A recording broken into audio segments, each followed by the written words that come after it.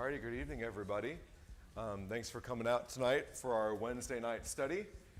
For those of you who are visiting with us, we are doing church history. We've been doing this for past 10 weeks now. The way that we've been structuring this church history class is topically, so not just chronologically, but topically. And we've been looking at different issues, different topics within church history, and we've been doing them in pairs. The first class, we're learning about the biblical principle, we're learning about the biblical pattern, and then the follow-up class is going to be the history of said topic. Last week, actually the past 2 weeks, we have learned specifically about church finances, to use a boring term. Cooperation is sometimes used. Basically, how are we using our money as a church? Both us collected here, but how are we spending our money abroad to other individuals, other Christians? How does that work? Today we're going to look at that same topic, though, but throughout the frame of history. Specifically, our case studies for tonight, though, are going to be about as modern as we can get. I mean, we're going to talk about a church history class, but things for us, history-wise, are going to start about 1800 tonight.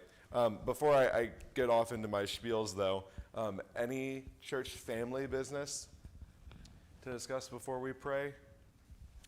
Alrighty, so let's do a quick little overview of what we're doing tonight. We're going to look about oversight, middlemen, and working together. Here's an outline. I'm like 98% sure that the PowerPoint I have up tonight is the unedited version, so there might be some spelling. I ask for your cooperation with that. Okay, so we're going to review principles for spending money. That's what we talked about the past 2 class periods. Who do we spend for? How do we spend? Who's doing the transactions? We'll review that. We're going to talk a little bit about organization. We've already talked about that, actually, the structure of the church, the leadership structure of the church. That's a topic that we've already hit. We'll review that. The thing about church spending and church finances that I think makes this subject especially difficult. I don't say that in order to silence comments tonight. I really want us to talk, but it's a lot of different things coming together. We're talking about function. We're talking about leadership. We're talking about how we spend and who we spend with. All of these previous conversations are coming together into this night of cooperation. We're then going to go into some case studies about cooperating and cooperative spending. And then finally, we're going to reflect, as I said, on all of these themes together. Let's talk a little bit of spending money in review. In review, we don't have to go super in depth, but I would love to hear kind of what were your takeaways from this. I'm not looking for regurgitation, but in these conversations between individual and church collective giving, what is our takeaway from that? If you were to just break down maybe some basic principles and basic pieces of advice, how are we to spend as a congregation?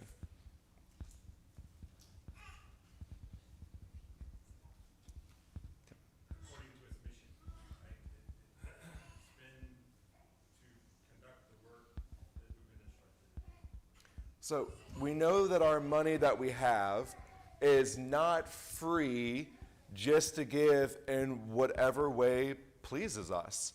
We have certain directives biblically that we looked at that guide the channels of where that money ends up.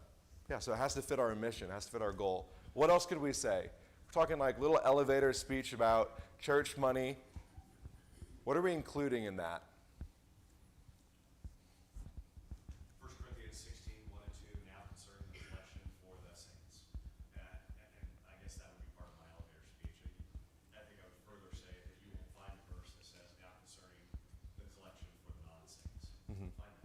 Yeah, so the receiving end of this money is people whom we are in fellowship with.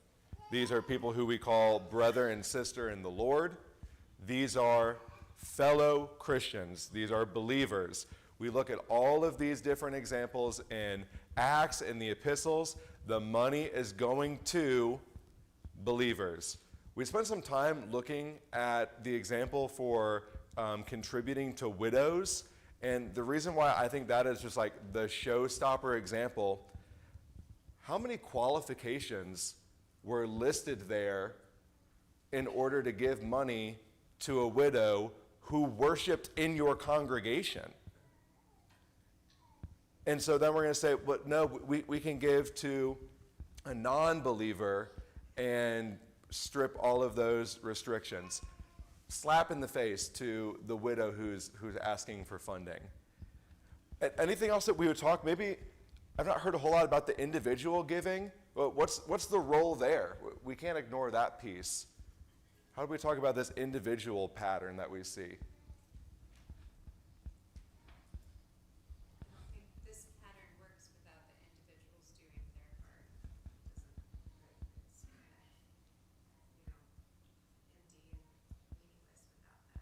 Yeah, we have not just like a tag on, be like, oh, the church will do all this, and then, yeah, the other stuff can go to the individual. Like, the individual is a key part in this conversation. Adam? Yeah, I think about in 1 Timothy 6, it's listed as instructions to the rich, but I think we pretty much would all have to say that's us, given our state in the world today. They're supposed to do good, to be rich in good works, to be generous and ready to share. So if we were going to sum up our attitude towards money, we're rich in good works, we're ready to share whatever I have, it's yours. Think about just what's our Christian prerogative in the world is we should be known as a generous and giving people. If we're supposed to reflect the character of our God, I mean, we give in all of our resources. How do we have the conversation about hospitality and being ready to serve in a hospitality sense, but we don't also talk about finances with that? I mean, money is tied to all of those different things. Any other comments before we move on? Just kind of recap, individual spending, church spending. Alrighty, organization of the local church. I've really wanted to draw this whole class. I draw all day long when I'm teaching. And I want us just to kind of remember these models that we looked at of church organization. I'm talking leadership structure, leadership styles, with an emphasis of like, what does that look like in the local church? The picture that I found here, this is from the money being put at the apostles' feet, right? The collection of the Christians in Jerusalem. We need to talk about the people who are handling the funds, people who are handling the money. It's not something that we've emphasized a lot so far, but we're going to hit that tonight. But simple pattern, simple structure. What's our layout of leadership in the church? Maybe I'm giving some hints, showing kind of a tier. What's our leadership style like? In your example of the picture, in early Acts, we see that monies were collected and laid at the apostles' feet, given to the apostles, and then from there they used it for whatever they used it for. But then later in the book of Acts, we see money being sent to the elders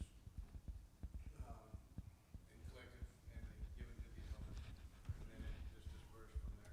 So I think you're right drawing the distinction to where a lot of our initial examples that we see, it's the apostles, right? These funds are going to the apostles and they're the ones distributing. But then we later see that once churches are established, that role of apostleship, although they are not apostles, is taken on by the elders. And so you have a congregation that has elders in a plurality, elders in a more than one sense, who are in charge of the funds. I don't think it's a stretch to claim authority here when money is being laid at someone's feet. I mean, that is the giving up of authority. Other than the elders, though, who else do we count in the structure or outline of our local church? Who else is involved? Deacons. So underneath the elders, there are deacons here. Important point to make, I don't know if I emphasized this clear enough whenever we first went through organization. It is not that the deacons are junior elders that they are just, the vice presidents of the church. That's not true. They do have delegated authority given to them, though. They have a task. I need you to go do this. I am trusting the way that you do that. So there is authority. There is authority in which the deacons have to carry out certain matters of business. The leaderships, though, is through the elders. Who else is included, though, in this church structure? The saints, yeah, then it's us. So we then have saints here.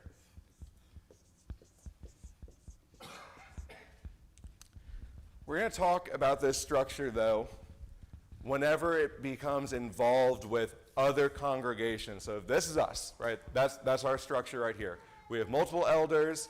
We have deacons who serve. Diaconus just means the servant, one who serves. And then we have the saints, the collected body of Christ. That is our structure. Yes? I think it would be remiss not to have, the Lord at the top of that. There we go. I can do that. We can put a star on top of the tree. Totally fine with that. Because, we have to go by his authority on how we're going to do it. Yeah, Not definitely. just whatever the three E's say. Yeah, there is a leadership above the elders. Absolutely. The source of the power. I don't want to recap everything we did in our organization class, but this is a point where I might want to refresh our minds about, well, maybe we have elders, and then above the elders is a bishop, and then maybe the bishop is ruled over by the archbishop, and then the archbishop maybe by the cardinal, and then the cardinal maybe by the universal bishop. And so that's our model. That's where we got to start. And that's going to be our model for money talks as well. The structure and organization of the church has to stay the same, no matter if we're talking about elders instructing us how to be taught, elders giving instruction on what the Bible class material downstairs is going to look like, elders also being the leaders in our money conversations as well. Any comments here?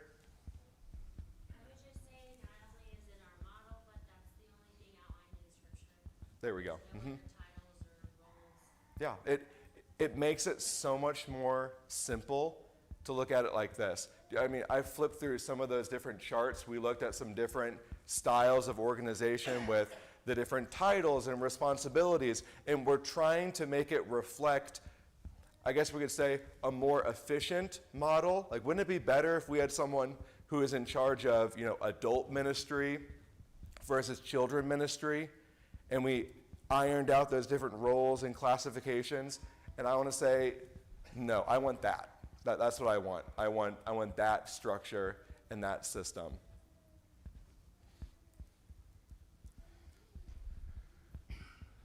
Money conversation, who's handling the money, this just has to be our foundation. Okay, now we have multiple congregations. So in another place, could be down the street, could be across the country, could be across the world. We have a congregation who is on board with the biblical model of leadership, the structure of the church. They mimic themselves after the biblical pattern, and they look like we look right here. That changed super early in church history. One of the first things that they started to do is they said, well, maybe we have 4 of these guys, and they can't come to a decision on something, and so one guy will just be, the tiebreaker. He's going to be the one to break the tie, or maybe whenever we are talking with other congregations, one guy needs to be like the spokesman of the elder. This is where we talked about Ignatius of Antioch dealing out with heresies. Well, maybe there's a feud among the brethren. Don't we need one man speaking with one voice to kind of squash whatever heresies floating around? And so these different congregations choose for themselves a man to lead in the singular format. And then what do we do when these individuals want to talk Or, again, in our context for tonight, what happens when they want to give money? What happens when they want to share money, pool money together, or act in cooperation? I know this is all intro leading up to the actual conversation. Am I losing anyone right now? Is there a point of clarification I can make? Stick to the model. Individual congregation, individual congregation. We're about to see some very weird crisscrossy lines, though. Okay. I showed this picture of, this was an ancient Roman court, so says the caption.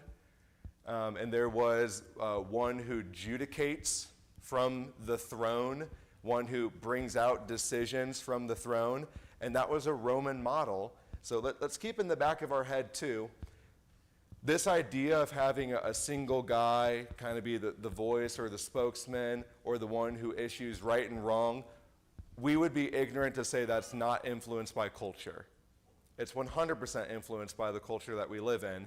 And we're about to see here, churches in America, we're going to be influenced in the very same way. We're going to look at the very powerful, the very well-to-do corporations in our country, and we're going to say, their models look pretty good. Why don't we follow that model? Or, in some cases, we're going to look to the U.S. government and to say, man, 3 branches of government, that makes sense.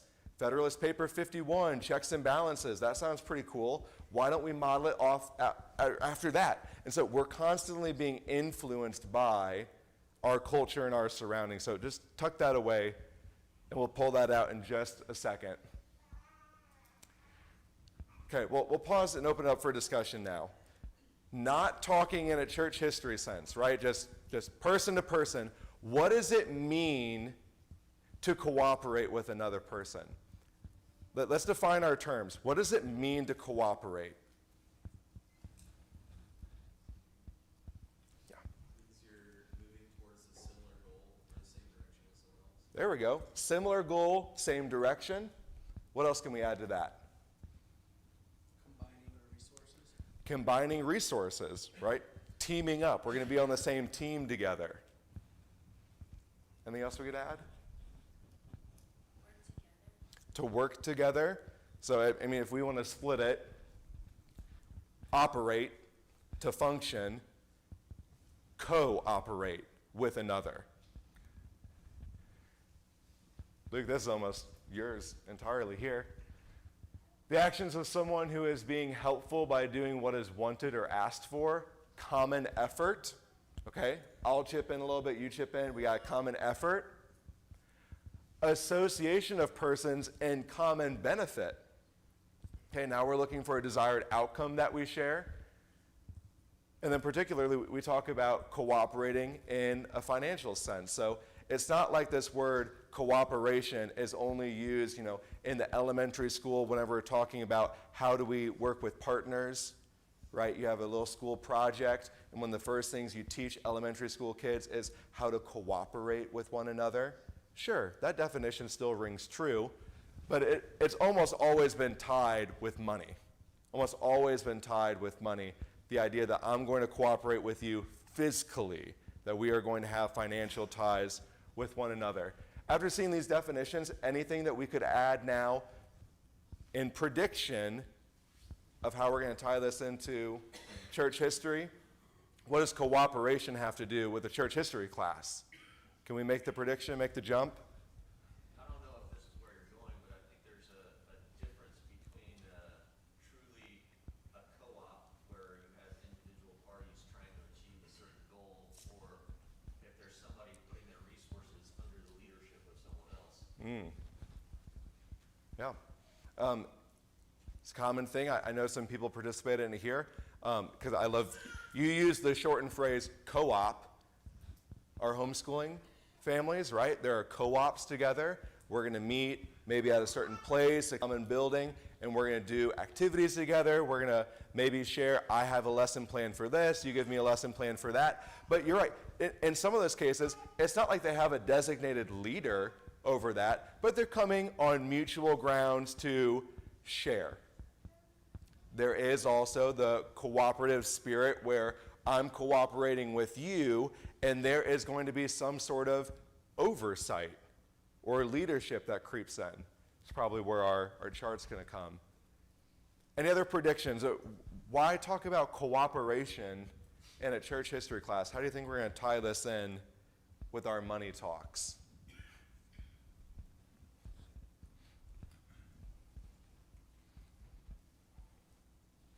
I don't know how you're gonna tie it in, but, anytime you talk about money and you have somebody comes up with a need, there never seems to be enough money. So the more people you can get to cooperate and give you more money. Yeah.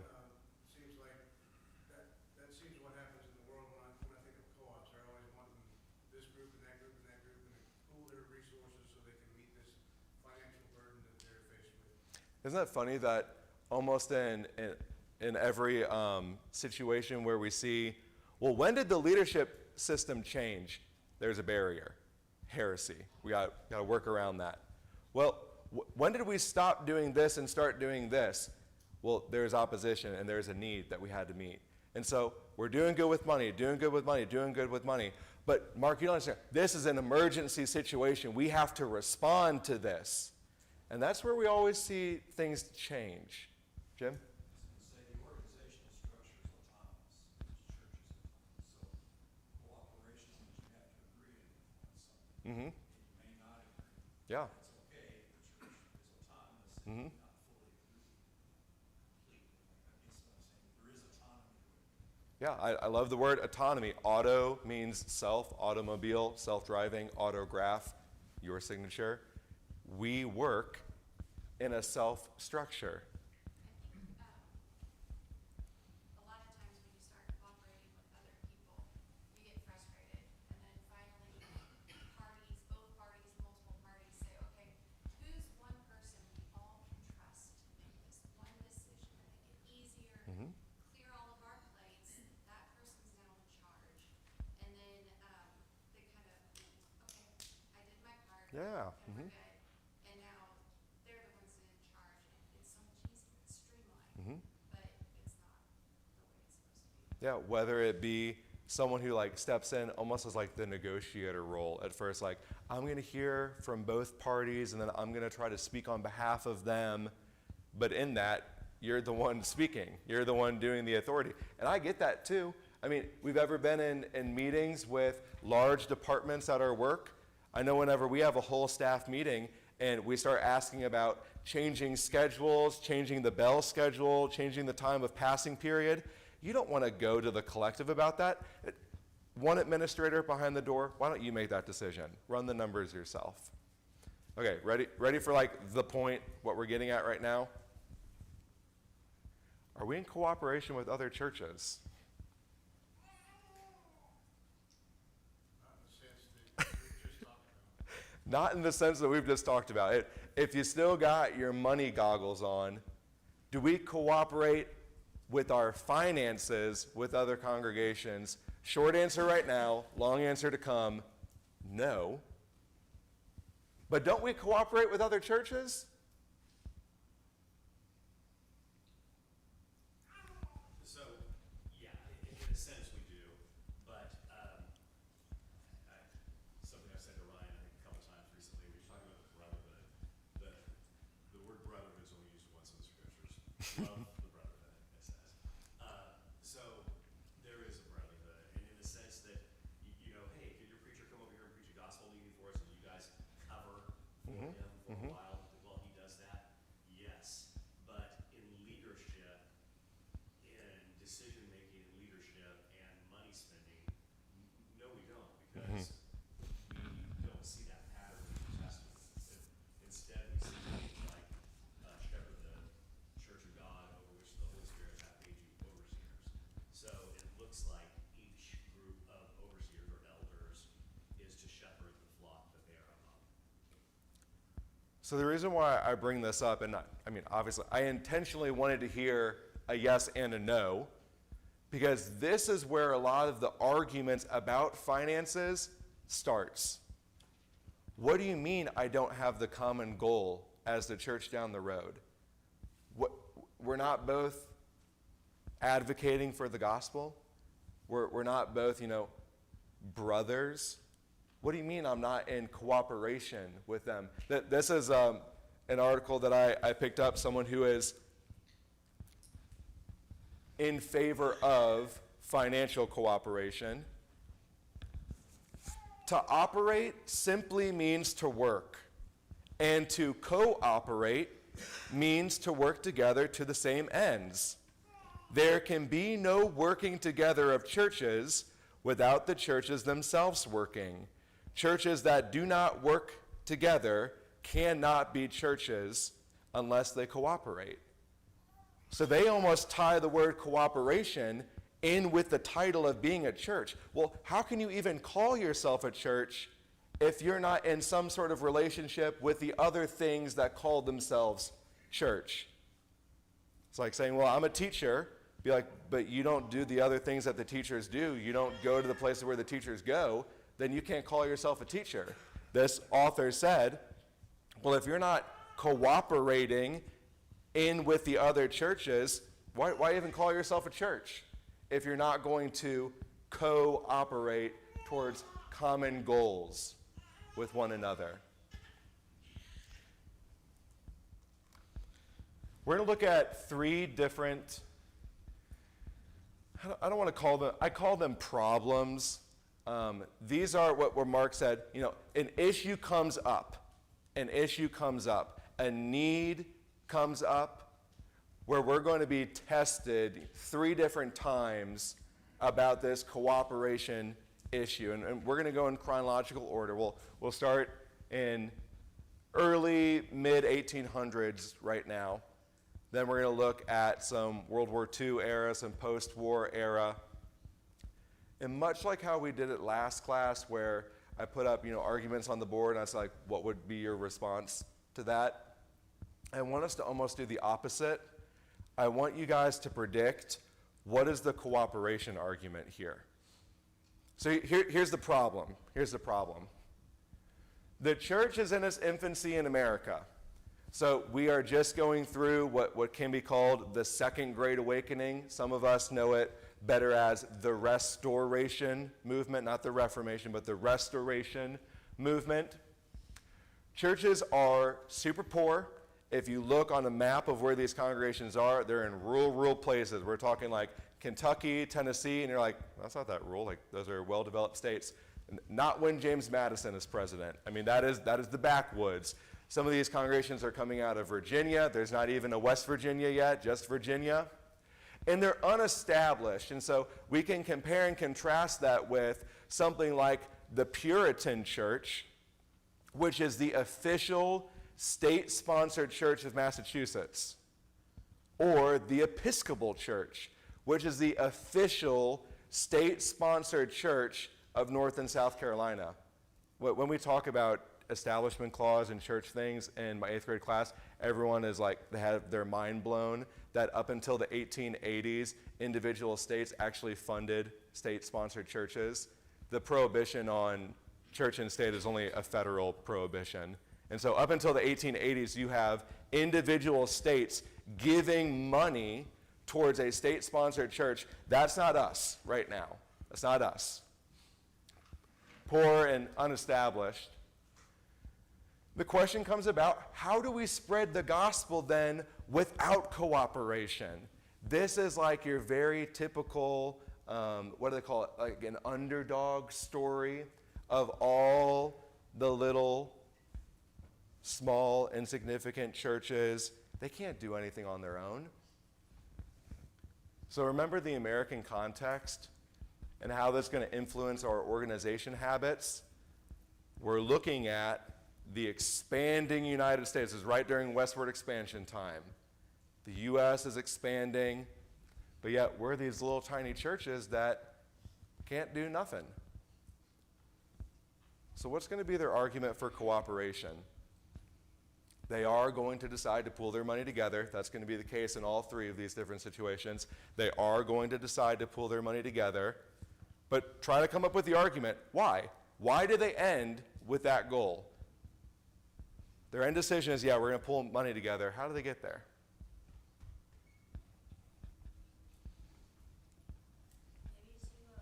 Maybe to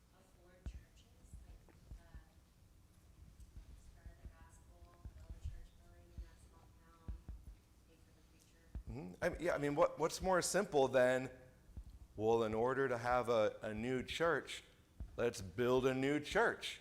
Something very simple like that. Okay, well, let's pool our money together for that. You give a little bit, you give a little bit. I don't have enough to do it myself. Let's pool our money together. What else is going to be the reasoning that one would give? If you go to these congregations in early, mid-1800s and say, hey, I heard you pulled your money together. Why'd you do that? What are they going to say? I mean, same thing you ran into at the very start of the church. You know, you start trying to rout out the heresy. The guy that has the money that can build the church out in the middle of nowhere, he's suddenly the important guy and he runs the church. And you kind of get away from that a bit if you have corporate funding. And you have a dedicated preacher that, you know, is in charge of things, or, you know, elders, or, you know, how the organization would be.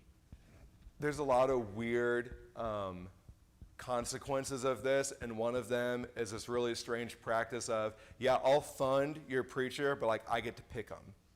I mean, that's just a weird consequence that comes out of here. Does anyone see function here? Function of the church? How is this not our function? How is this not what our purpose is as a body of believers? We're going to spread the word. This is a spiritual function. If we're going to pool our resources together for anything, why can't it be this? So the missionary societies, let's talk a little bit about that. I know that was my title and I've not yet described it. These missionary societies have a spiritual function initially. We're going to get some preachers together who are well-trained, well-seasoned. They are going to take younger prospects, younger men who might become great preachers. There's going to be some training programs that we work on together. Because remember, westward expansion, here we go in the United States. We're little dogs, and we got to grow. We got to grow. But then the missionary societies start taking on different responsibilities, and we find out they got a decent chunk of change. They have quite a bit of money that's been collected. But now the money is sitting with the missionary society and not with the local congregations. What are some problems that are coming out of that? Benny? Isn't that how the Salvation Army started? So yeah, a lot of these groups that are still around today, they've been retagged and rebranded and all these things, but a lot of them come out of, even earlier than that, the First Great Awakening movement, these big religious revivals where non-for-profits might start. I mean, we don't have non-for-profit status here in the U.S. quite yet. It's not written into the tax law, but very similar things, right? We look at all these different groups. This one has a spiritual function. So did the Salvation Army. So did the Red Cross initially. I think the problem is I can't seem to find a biblical model for leadership in a missionary society. Like, we don't see a model for that in Scripture. So we're taking a first step away from that. So our biblical pattern, let's call this church in Jerusalem. They had a need, starvation. The biblical pattern we see is that money from elders is sent by messenger to the elders, plural, of those specific congregations. But then money is sent from those elders now, in our 1800s example, to president, VP, treasurer, secretary, and then that money is distributed to saint, non-believer.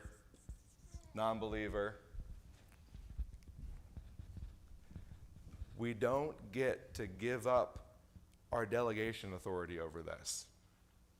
In the same way that whenever we scrutinize the qualifications for the widow, to give our money to the president, then guess what? Your elders are no longer in charge of that money. Who's in charge of the money? The president is. I mean, notice how creeping in. We have American culture, American society here. And this is what they'd say. Isn't some sort of greater organization needed? How else are we going to work together to meet needs? So these missionary societies, and we have to have heart for it, to say that there was a function in mind. I think I'm just going to say Jake's comment again, because I thought it was really profound. The reason why this is a bad idea is because it's not in the Bible, full stop. And I think it's really good and useful for us to put on our reasoning hats and say, well, why isn't this as effective as God's model? And that's a good exercise, and I fully endorse that. But the reason we don't do it is not because we don't think it's as effective or because we can, compare our options. The reason we don't do it is because it's not in the Bible. Yeah. We don't have the authority to do it. End of story. Becky? Well, and this is how they handled a starvation problem. Mhm. But when they were trying to support people like Paul, the churches gave directly to Paul. Like the elders gave Yeah. money to Paul. So again, there was not some group that they gave it to who then decided which of the preaching apostles to give the money to. They were giving it directly to them. Yeah. I really hope we're seeing all of the other conversations that we've had so far. We've talked about leadership and organization. We've talked about function. How do we not see function right there? What about individual responsibility? You need to go preach the gospel to the lost. No. I'm going to give my money for that to this guy, and then this guy's going to give it to this guy. And I think that they're going to save someone with that. It's wishful thinking. I really don't even have the time to do this, but I think the point has to be made. We were talking last night at the Tuesday night study at Tyler and Brennan's house, running through the Beatitudes, and we get to the section about divorce. How quick and easy do we love to debate with one another? Well, we can have a divorce for this reason, and there's this exception. Well, what about if they do this? Then can we do that exception? Why are we wasting our time arguing about exceptions when we can teach marriage? We can look at all of these historical examples, which I love. And the best thing about this, I've not even gotten to this. This whole time, they're writing in newspapers to one another. I mean, I just got like articles and articles of them quoting and making fun of each other in funny 1800s language. This is all recorded in the newspapers. And it's fun to read. It's fun to read these debates. But I wish we would just have Bible studies about how to spend money. Okay, let's move on. Bible colleges and schools. I see function here. Traditionally, these have not been super financially stable institutions. That's not a knock on the modern system. That's how it's always been. It's always been that way. There's always been a need for money. And how do we ensure good teaching is being done to produce good preachers, good missionaries? So if you are on the cooperation side of this, do you see your justification here? Let's watch it grow. Solution. So schools are going to begin fundraising campaigns. In 46, this is modern. I mean, we have members among us in our congregation who either have seen that date themselves or their parents did. Harmon's going to ask for church support in the Gospel Advocate. Gospel Advocate is a widely read newspaper source of the day. It's got a lot of Christian readers, and he's going to say, guys, it's time to step out of the darkness of our financial frivolousness. Time to start supporting. Time to start supporting. 47 Abilene has a $3 million campaign. They're not shy about it. That's $3 million in 1947. But it's going to support the preaching. It's going to support the spreading of the word. How is that not function? Are we not concerned about the lack of preachers? We talk about that all the time. Not enough young men. Not enough young men. Well, then why don't you spend some money to educate some young men on how to do that? Don't we want to support the gospel? What do we say to this? What do we say to this? It's the local congregation's job to equip the saints. It's that first column there or that second column there. It's each one of their jobs to equip the saints. And those saints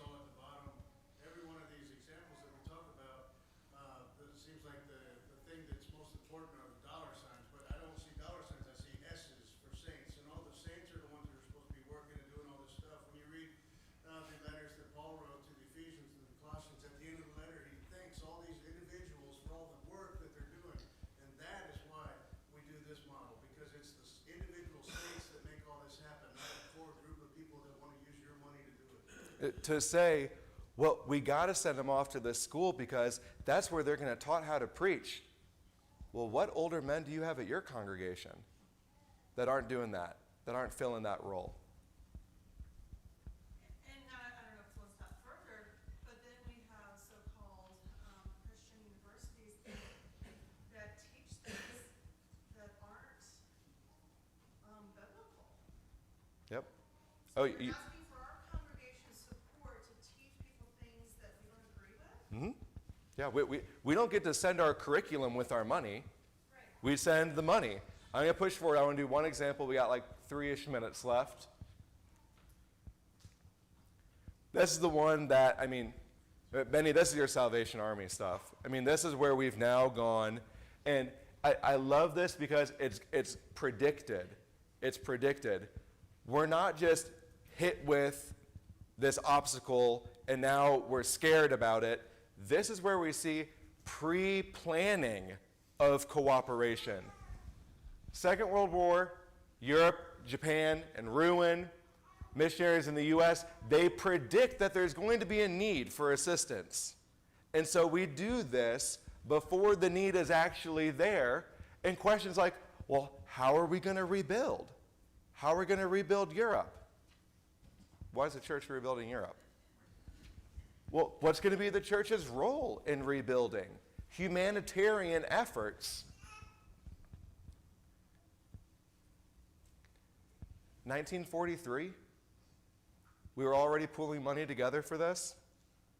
One, that's kind of cool that in 1943 they were predicting that we were going to win. That's cool. But this essay is written, posted in a journal, evangelizing the world in the post-war period. Notice he says evangelizing the world and not caring for the needs of the world, right? He's saying evangelism. He's using our function terms. We're going to save $7,000 locally for a congregation. Again, $7,000 in the 40s from one small group in Texas. It's pretty big. It's pretty big. We're going to then invest that in war bonds to help the war effort. Maybe some red flags there about the church sponsoring bloodshed. You can have your liberty thoughts on that, though. Thousands of pounds of clothes sent in, too. Not just money. Clothes and blankets and all these things because we're packing up. We're going to Europe. Time to take care of this. In 46, they send over 2 men. In 50, they open the school. I'm not here to be a grouch about these things. If you see Warsaw, Poland, after the Nazi invasion, and you're not pricked by that, there's some issues there. But we're not sending the church to rebuild, we're sending saints to rebuild. And we have to think about, why do we gather money in the first place? Here's just our little takeaways. If you are totally done and burnt out with the money conversations, can we leave with these things? And then we're moving on to happier topics like a cappella singing next Wednesday. Remember our structure? How did God organize his church? That's not my model. That's God's model. And we should be bold in saying that. That's God's model. You're president, vice president, treasurer, in charge of the lockbox. That's not God's model. What's our function? Why do we even exist? Why do we exist as a congregation? To be the Red Cross? That's how we exist. Remember our collection. Why do we gather money in the first place? To take care of local needs, to take care of needs of Christians, to support the preaching of the word among us, and that person who we give money to is the one directly doing the evangelism. And then we can't forget about personal responsibility. Yes, go do something about Warsaw. Go do something about these devastated areas, but don't sign the check where God did not command. I'll give you guys the final word. And then we're not allowed to talk about money anymore. All right, thank you guys. We'll move on to music.